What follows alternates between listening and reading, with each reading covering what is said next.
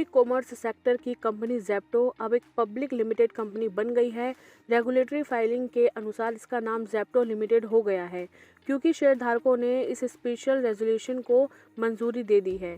Company ने 2026 में IPO लाने की योजना बनाई है और इसके लिए प्रमुख मर्चेंट बैंकरों का चयन कर लिया गया है। ज़ेप्टो ने अपने मुख्यालय को सिंगापुर से भारत वापस ट्रांसफर कर दिया है, जो लिस्टिंग की दिशा में एक बड़ा कदम है। ज़ेप्टो का आईपीओ 2026 में आने वाला है। अब ज़ेप्टो का नाम ज़ेप्टो प्राइवेट लिमिटेड से बदलकर ज़ेप्टो लिमिटेड कर दिया गया है।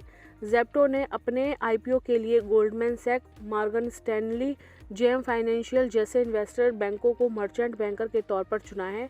कंपनी अपने आईपीओ के तहत लगभग 4,500 करोड़ रुपए जुटा सकती है। कंपनी द्वारा बैंकर चुनने के तुरंत बाद उसने अपना बेस भी सिंगापुर से वापस भारत में शिफ्ट कर लिया है।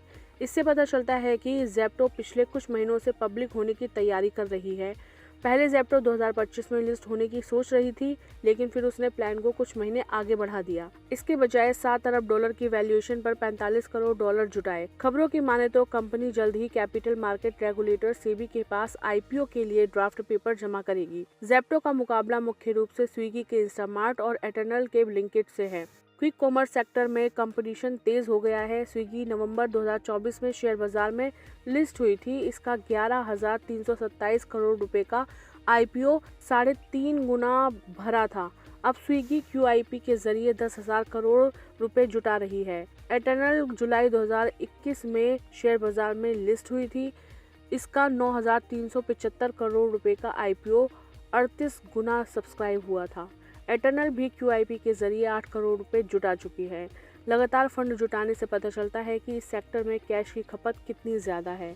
ज़ेप्टो की वैल्यूएशन फिलहाल लगभग $7 अरब है। ज़ेप्टो की शुरुआत 2021 में हुई थी। कंपनी ने अब तक $1 अरब से अधिक की फंडिंग जुटाई है। सितंबर 2025 के आखिर तक ज़ेप्टो के देश भर में 900 से ज्यादा डार्क स्टोर थे।